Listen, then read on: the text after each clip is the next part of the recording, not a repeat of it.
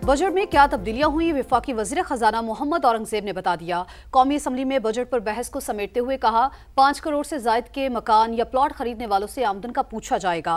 10 करोड़ से जायद की कमर्शियल जायदाद, प्लॉट, 70 लाख से जायद की गाड़ी खरीदने वालों को भी जवाब देना पड़ेगा।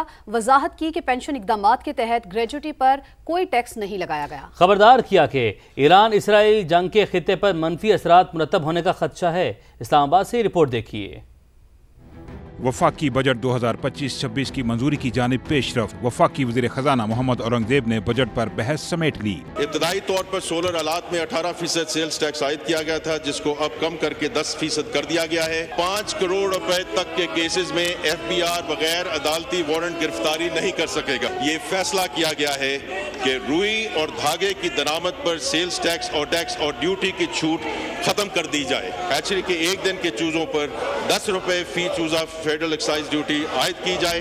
वजीर खजाना ने बताया, 5 करोड़ तक की जायदाद और 70 लाख से सस्ती गाड़ी खरीदने वालों से आमदन का नहीं पूछेंगे। तनख्वाह पर टैक्स का बोझ मजीद कम कर दिया है।